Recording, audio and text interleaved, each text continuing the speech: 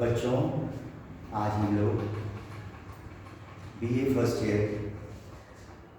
शैक्षिक प्रशासन और प्रबंधन के अंतर्गत कक्षा कक्ष प्रबंधन के बारे में अध्ययन करेंगे। सामूहिक शिक्षण में कक्षा कक्ष प्रबंधन का बहुत ही महत्वपूर्ण स्थान है। सामूहिक शिक्षण में जो छात्र हैं उनको कक्षा के रूप में शिक्षक संगठित करता है, व्यवस्थित करता है और इस प्रकार से व्यवस्था का सृजन करता है कि यह निर्बाध गति से प्रक्रिया चल सके। आइए अब यह जानते हैं कि कक्षा कक्ष क्या होता है। कक्षा कक्ष से आशय एक ऐसा स्थान है जहाँ पर ऐसे समूह के छात्र या बच्चे रहते हैं जो कि एक ही शैक्षिक स्तर के हैं, जो कि अध्ययन करते हैं और शिक्षक अध्यापन करता है। वही स्थान जो कि कक्षा कही जाती है। जिस प्रकार से हमने यह देखा कि कक्षा कक्ष प्रबंधन में यह सामूहिक शिक्षण का बहुत ही महत्वपूर्ण तथ्य है। हम अगर गौर करें तो जानेंगे कि जिस प्रकार से एक प्रबंधक अपनी प्रबंधन व्यवस्था को सुदृढ़ करने के लिए अच्छे ढंग से प्रबंध का कार्य करता है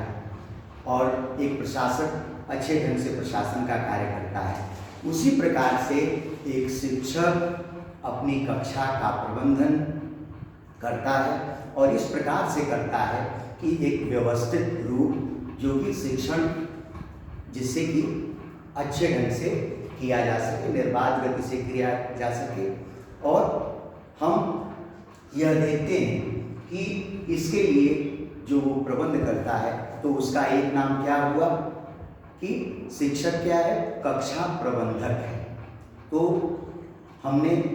उसको यहाँ पर यह भी जाना कि शिक्षक वास्तव में कक्षा का प्रबंधक भी है। अब आइए हम इसको जानने के लिए विस्तार से हम थोड़ा सा आपको बताने का प्रयास करेंगे कि कक्षा कक्ष प्रबंधन के कौन कौन से पक्ष हैं। बड़ी महत्वपूर्ण चीज़ है कि कक्षा कक्ष प्रबंधन के जो पक्ष हैं वह 4 पक्ष बताए गए। अगर हम वर्गीकरण करें उनको तो 4 पक्ष हैं। सबसे पहला जो हम करेंगे पक्ष का वर्णन वह है छात्रों का वर्गीकरण। तो छात्रों के वर्गीकरण के बारे में जो शिक्षा शास्त्री बताते हैं कि सबसे अच्छी चीज़ क्या है कि 20-20, 30-30, 40-40 के हम एक टोली बना लें और उस टोली के अनुसार उनको पढ़ाएं, उनको समूह में विभाजित करें और उसी के अनुसार अध्ययन अध्यापन का कार्य चले। और अब इसमें ये देखना पड़ता है कि कुछ जो हमारे पिछड़े हुए छात्र हैं, कुछ उसमें बहुत ही बुद्धिमान छात्र हैं जिनकी बुद्धि लब्धि बहुत अच्छी है, कुछ हमारे ऐसे बच्चे हैं जो कि सामान्य औसत बुद्धि के हैं। तो एक इस तरह से व्यवस्था देना ताकि वो उन सभी के छात्रों में बिना किसी प्रकार का भेद किए सबके साथ में एक सा व्यवहार शिक्षक को करना चाहिए। अब यह जो दूसरा हमारा बताया गया है कक्षा आचरण के नियम। कक्षा आचरण के नियम के अंतर्गत कक्षा में कुछ ऐसे नियम बताए गए हैं जिनको फॉलो करना प्रत्येक शिक्षक के लिए, प्रत्येक छात्र के लिए, दोनों के लिए बहुत ही जरूरी है, आवश्यक है। कक्षा आचरण के नियम के अंतर्गत सबसे पहले हम ये देखेंगे कि वास्तव में आपकी कक्षा की बैठक व्यवस्था किस तरह की है, वो व्यवस्था क्या है जिसके अंतर्गत कि आपको बिठाया जाए। तो हमको यह देखना सबसे जरूरी है कि जो मानक हमारे मनोवैज्ञानिक दृष्टिकोण से बताए गए हैं उन मानकों में क्या है। उन मानकों में हमको ये बताया गया है कि सबसे अगर एक छात्र आपके विद्यालय में 6 घंटे रहता है, 6 घंटे, ठीक है, और 6 घंटे में वो लगभग 4.5 घंटा वह आपके विद्यालय में 4.5 घंटा वो आपके विद्यालय में गुजारता है। तो उस हिसाब से अगर हम सबसे जो मानक बताया गया वो 36 छात्रों के लिए, 36 छात्र, उनको कम से कम 8 घन फुट, 8 घन फुट, ठीक है। हम यह व्यवस्था इसको आप ऐसे करके लिख दीजिए, ठीक है। इसको इसके अंतर्गत हम कर लेंगे तो ज़्यादा, क्योंकि आगे जो हमारी, अब इसके बाद से इसके अंतर्गत एक अच्छी व्यवस्था कायम हो जाएगी, जिसमें कि 6.5 आपकी चौड़ाई हो गई, ठीक है, चौड़ाई हो गई, और आपका हो गया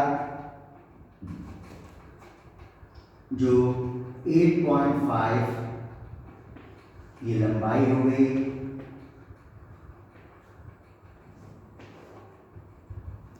और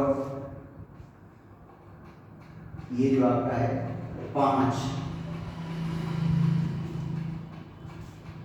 ये सभी जो आप 6.5, 8.5 और ये 5, ये मीटर में है, ठीक है, क्योंकि हमने इससे मीटर में, वैसे आप कन्वर्ट भी कर सकते हैं, इसको हमने मीटर में नहीं लिखा है कि मीटर आप इसको इतना माना जाएगा, उस हिसाब से आप कन्वर्ट करना चाहें तो फिर उसको फीट में भी ये मीटर ऐसे आता है, ठीक है। इसको यह जो स्टैंडर्ड मानक बताए गए स्टैंडर्ड, इस हिसाब से हम कक्षा में बैठक व्यवस्था रखेंगे। अब बैठक व्यवस्था में अगर हम 36 छात्रों के लिए करते हैं तो देखिए 6 की सीरीज 1 2 3 4 5 6, 1 2 3 4 5 6, ऐसे ऐसे ऐसे करके हम 6 सीरीज में बना लेंगे, और ये हमारे हो गए 36 छात्र, ठीक है। तो यह व्यवस्था बताई गई है जो मनोवैज्ञानिकों के अनुसार, इसके अनुसार हम अच्छे ढंग से कक्षा का संचालन कर सकते हैं। इसके बाद से अब जो बताया गया है कि छात्रों के बैठने और उठने का उचित ढंग, जो उचित आसन में छात्र बैठे और उचित आसन में उठने का प्रयास करें। तो कोई भी छात्र, आप जानते हैं कि जो मानवीय शरीर, जो मानव का शरीर होता है, वो एक नाजुक संरचना होती है, और उसको ठीक ढंग से अगर नहीं रखा जाए तो निश्चित तौर से वह आगे बीमारी से ग्रस्त हो जाएगा। तो इसके नाते से उसके बैठने का उचित ढंग होना चाहिए, और खड़े रहने का भी, खड़े होने का भी उचित ढंग होना चाहिए। अब इसके बाद से जो हमको तीसरा देखना है वह पक्ष, वह है कि कक्षा शिक्षण के कुछ नियम बताए हैं। कक्षा शिक्षण में कुछ हमारे पास जो नियम हैं वह किस प्रकार से हमको कक्षा में स्थापित करने हैं, उनको सबको, दोनों को, अर्थात छात्र और शिक्षक दोनों को ये बात पता रहनी चाहिए कि किस प्रकार का व्यवहार वह कक्ष के परिप्रेक्ष्य में कर सकते हैं। तो सबसे पहले जो हम छात्र जो भी हो वहाँ पर कक्षा में, तो सब बिना किसी भेद के, बिना किसी भाव के, और अगर कोई छात्र बहुत बुद्धि लब्धि वाला है, बहुत प्रखर बुद्धि है, बहुत सामान्य बुद्धि का है, बहुत ही प्रतिभाशाली है, या फिर कोई ऐसा कमजोर छात्र है, तो किसी भी प्रकार से हमको विभेद नहीं करना है, और पूरी कक्षा को बिना किसी प्रकार का भेद किए हमको पढ़ाना है, और बच्चों के साथ में हमारा व्यवहार करना है। छात्रों का के प्रति जो आपका सहयोग हो एक शिक्षक का, वह सहानुभूतिपूर्ण हो। बच्चे की कौन सी दिक्कत है, कोई ऐसी दिक्कत जो कि बच्चा आपसे झिझक रहा है, कह नहीं पा रहा है, तो उससे वह जानने का प्रयास कि आखिर वो और छात्रों से क्यों पिछड़ा हुआ है, किस प्रकार से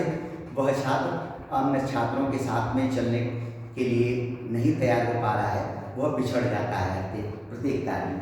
तो इसके लिए हम क्या करेंगे कि उस छात्र की बैकग्राउंड में जाएंगे, उसकी परिस्थिति का ध्यान करेंगे, उसके घर परिवार में कोई दिक्कत नहीं है जिसके नाते से वो होमवर्क नहीं कर पा रहा है, जो उसमें उसका मन नहीं है, तो यह भी जानने का सहानुभूतिपूर्वक हम एक प्रयास करेंगे। अब इसमें जो छात्र है, अगर कोई छात्र है शिक्षक से प्रश्न करे तो प्रश्न किस प्रकार से वो पूछे, प्रश्न पूछने का भी ढंग बताया गया है। जो जहाँ बैठा है अगर छात्र, तो उसको अपना ये दाहिना हाथ ऐसे उठाना चाहिए और सीधे स्ट्रेट मुद्रा में और ऐसे सामने अपना हाथ खड़े करके शिक्षक से कुछ प्रश्न पूछना चाहिए। और प्रश्न इस प्रकार से वो पूछे कि उसकी आंखों में ये झलके कि एक जिज्ञासा उसको है और उस प्रश्न का वो हल चाहता है। उत्तर देने का भी अगर छात्र को शिक्षक उससे प्रश्न पूछ रहा है कक्षा में, तो उत्तर देने का भी जो ढंग है कि बैठे बैठे आप जहाँ रहें ऐसे ये दाहिना हाथ आप अपना ऐसे खड़ा करें अपने सामने और शिक्षक के प्रश्नों का उत्तर देने का प्रयास करें। अब इसमें शिक्षक के बारे में भी कुछ ऐसी चीज़ें बताई गई हैं कि शिक्षक की वेशभूषा जो हो वह अच्छी प्रकार से हो, शिक्षक के व्यक्तित्व में इस प्रकार से उसकी झलक मिलनी चाहिए कि वह प्रथम दृष्टया एक शिक्षक लगे और टीचर लगे।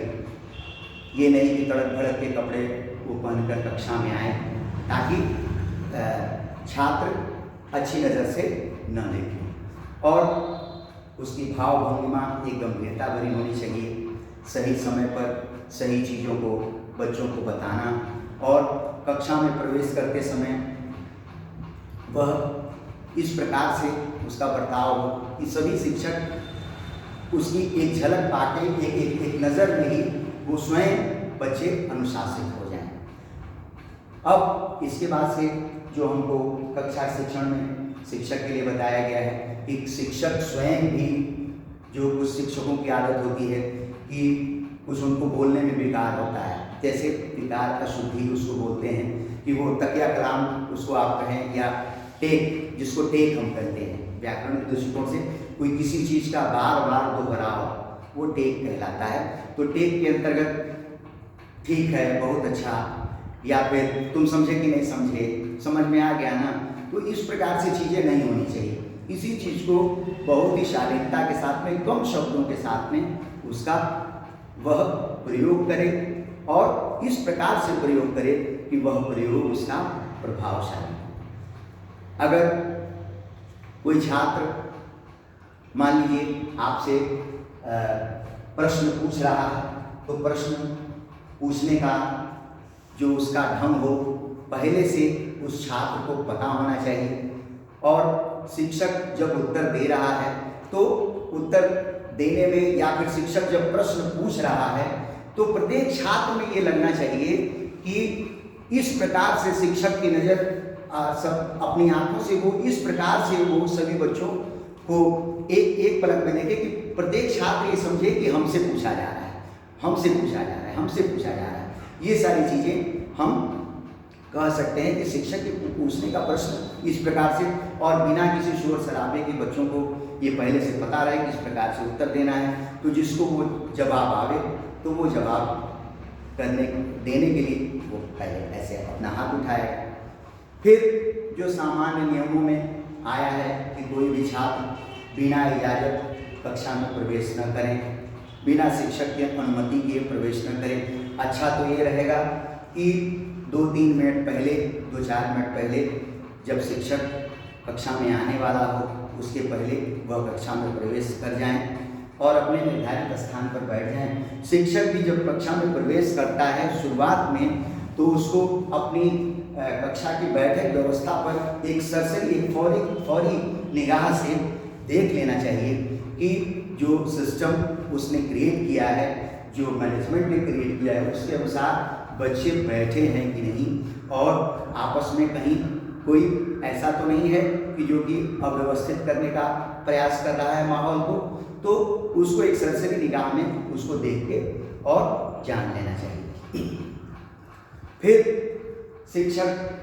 जो इस प्रकार से उत्तर दे कि छात्र को कम से कम शब्दों में इस प्रकार से वो समझाने का प्रयास करे कि वह उसके लिए एक प्रभावशाली शिक्षण दिखाई पड़े। क्योंकि बहुत सारे ऐसे भी बच्चे होते हैं कि उनको बनावटी कठिनाइयाँ वो आपके सामने प्रस्तुत करेंगे। निश्चित तौर से आप लोग इस प्रोफेशन में हैं तो कहीं ना कहीं से ये दिखाई पड़ेगा कि कोई छात्र आपको विषयांतर करने का प्रयास करेगा,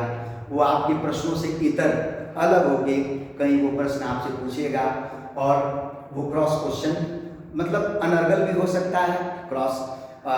प्रश्न से संबंधित भी हो सकता है। तो बहुत ही सौम्यता और शालीनता के साथ में जो हैं बच्चे की बात आप सुनिए, उनकी बनावटी अगर कठिनाइयाँ हैं तो उस हिसाब से आप तर्क संगत होकर उसका जवाब भी दीजिए। कोई बच्चा अगर उटपटांग की बात करता है तो उसको भी आप पनिश करने का प्रयास करिए और निश्चित तौर से अगर आप ऐसा करते हैं तो छात्र भी संतुष्ट होगा और उसकी नज़रों में आपकी इज्जत बढ़ जाएगी। अब जो हमारा जो कक्षा शिक्षण के संबंध में यह नियम हुआ, पहला हमने समझा छात्रों का वर्गीकरण के माध्यम से, फिर कक्षा के आचरण के बारे में हमने जाना, फिर तीसरा जो हम कक्षा शिक्षण के लिए कौन कौन से नियम बताए गए। तो कक्षा शिक्षण में सबसे पहले तो तीसरे पक्ष के बारे में हम चर्चा कर रहे हैं। दो हमने चर्चा कर लिया, तो तीसरा पक्ष जो है इसमें यह बताया गया है कि शिक्षक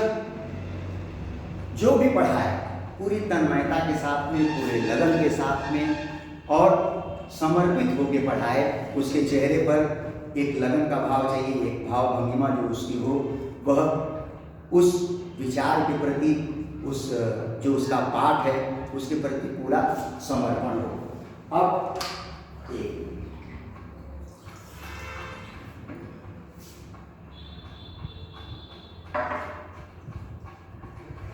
फिर जो हमको इसमें कक्षा शिक्षण के अंतर्गत बताया गया कि शिक्षक से बहुत सारे बच्चे बहुत तरह के प्रश्न करेंगे।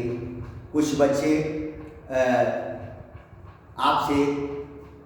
इस प्रकार से प्रश्न करेंगे कि आपको लगेगा कि अनुशासन भंग कर रहा है। तो किसी भी विकट परिस्थिति में आपको घबराना नहीं चाहिए और अपना मानसिक संतुलन नहीं खोना चाहिए। मानव संसाधन मंत्रालय किसी भी रूप में बच्चे के अशोभनीय व्यवहार के प्रति, उसको उसकी उदारता के प्रति अगर शिक्षक का अगर वो मानसिक संतुलन खो के, अपना आपा खो के और वह अगर गलत व्यवहार करता है छात्र के साथ में, तो निश्चित तौर से वह जो उसकी नैसर्गिक उन्नति होनी है, जो प्रवृत्ति होनी है, जो उसको आगे बढ़ना है, वह रुक जाएगी, बच्चा डर जाएगा। इसलिए हमको इस बात का बहुत ही ध्यान देना चाहिए कि हम किसी भी परिस्थिति पे हम अपने मानसिक संतुलन को न खोएं और छात्रों से पूर्ण सहयोग करें, सहानुभूतिपूर्वक हम उस पर विचार करें कि आखिर छात्र ऐसा अगर है तो क्यों है। और पूरी कक्षा पर एक शिक्षक को ध्यान देना चाहिए कि कोई छात्र ऐसा तो नहीं है जिसको समझ में नहीं आ रहा है। जब अक्सर शिक्षक ब्लैक बोर्ड राइटिंग करते हैं तो वो ब्लैक बोर्ड राइटिंग में ही इतने मशहूर हो जाते हैं, इतने व्यस्त हो जाते हैं कि पीछे कौन सा बच्चा शरारत कर रहा है उसको वो देख नहीं पाते। जो नियम बताया गया है उसमें जो शिक्षण का नियम है कि अगर हम बीच में कुछ लिख रहे हैं ऐसे करके, तो विद इन सेकेंड हमको थोड़ा सा मुड़ के कक्षा में देख लेना चाहिए कि कोई बच्चा शरारत तो नहीं कर रहा है, कोई बच्चा उदंडता करने का साहस तो नहीं कर रहा है। तो इसके नाते से यह भी हम ही को करना है कि अगर हम लिख रहे हैं, ब्लैक बोर्ड राइटिंग हो रही है, तो वह बीच में बच्चे उससे अपनी वाली कोई शरारत न करें। फिर हम यह भी कह सकते हैं कि छात्र अगर कोई उत्तर दे रहा है, प्रश्न का उत्तर अगर दिया जा रहा है, तो शिक्षक के द्वारा उचित पुनर्बलन उसको मिलना चाहिए, उसको एप्रिशिएट होना चाहिए। और अब देखिए जो चौथा हमारा है, अनुशासन स्थापित करना। ये चौथा हमारे, इसके बाद से 3 पॉइंट हमने चर्चा किया। चौथा जो है कि अनुशासन हम किस प्रकार से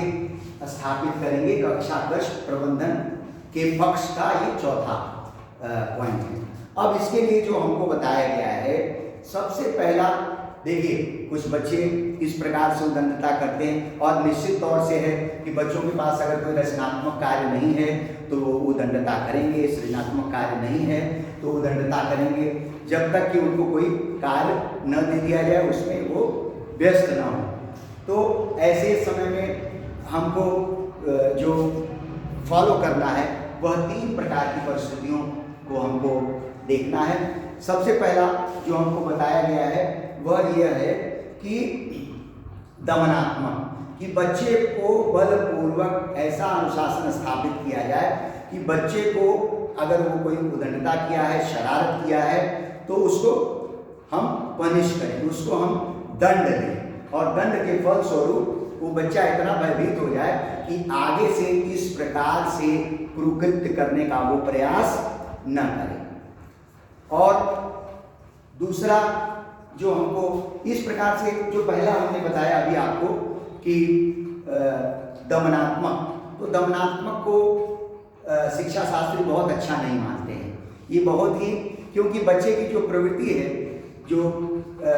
निश्चित तौर से सर्वांगीण विकास उसका होना है, वह कहीं ना कहीं दब जाएगा। और मानव संसाधन मंत्रालय भी यही कहता है कि बच्चों का